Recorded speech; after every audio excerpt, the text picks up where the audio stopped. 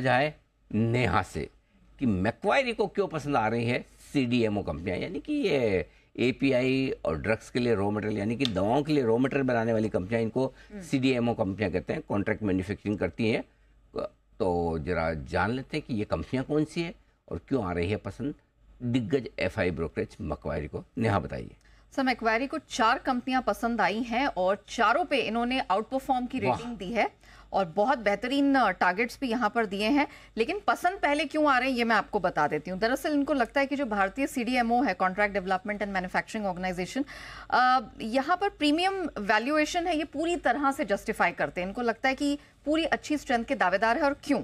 अगले 3 साल में इन्हें लगता है कि जो इनकी ऑपरेशनल परफॉर्मेंस है वो सालाना आधार पर जो एनुअल ग्रोथ रेट है वो दुगनी की रफ्तार से बढ़ने का अनुमान है और अगले 3 साल के लिए।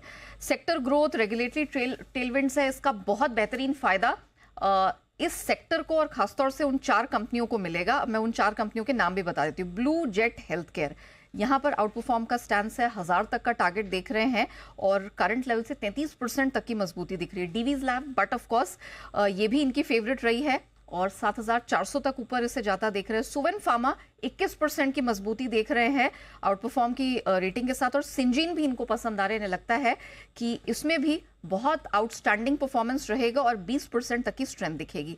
और कौन कौन से फैक्टर्स है जिसकी वजह से ये सेक्टर और ये कंपनियां पसंद आ रही हैं? वित्त वर्ष 2028 तक सेक्टर में इन्हें लगता है ओवरऑल एनुअलाइज्ड ग्रोथ 14% की आराम से देखने को मिलेगी और वो मानते हैं कि अगले 3 साल में इंडस्ट्री $14 बिलियन तक का स्तर छू जाएगी।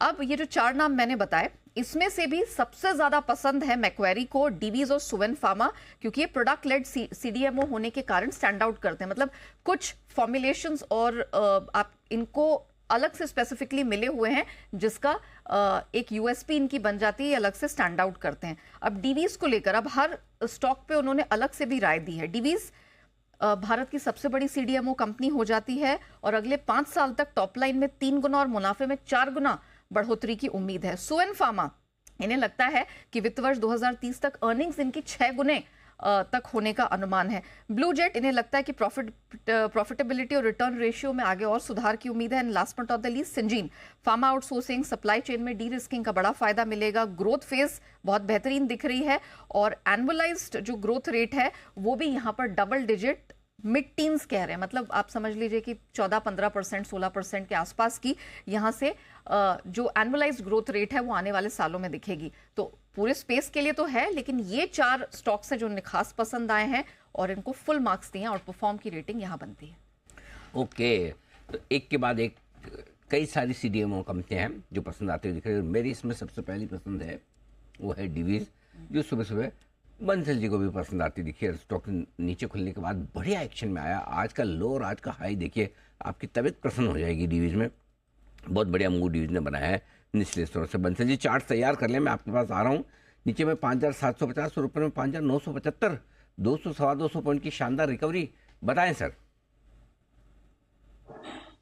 अनिल जी, चार्ट्स बहुत बढ़िया है और अच्छा टेक्निकल पैटर्न है। यहाँ पर 5800 का स्टॉप लॉस बैठता है और यहाँ पर खरीदारी करनी चाहिए। जिनके पास है होल्ड करें। 5800 के स्टॉप लॉस के साथ नई खरीदारी की राय है और टारगेट है 6082 का। 6082 ये है टारगेट, जिसके लिए आप होल्ड करें, रखें अपने पोर्टफोलियो में। ये राय बंसल जी की तरफ से आती है। अभी आप सुवेन फार्मा की भी बात करी थी। सुवेन फार्मा भी इसीलिए मजबूती से भागा है कि आज रिपोर्ट आई है उस पर मैक्वायरी की। जरा सुवेन फार्मा लाए। एक ब्लू जेट, ये भी एक हाल ही की लिस्टेड कंपनी है, नई कंपनी, जहाँ 1000 रुपये के टारगेट उस मैक्वायरी ने दिए। यहाँ पर भी अच्छी तेजी बनती हुई दिखी है। तो कुछ स्टॉक्स ऐसे हैं जहाँ एक्शन भरपूर बनता हुआ दिख रहा है। राइट। और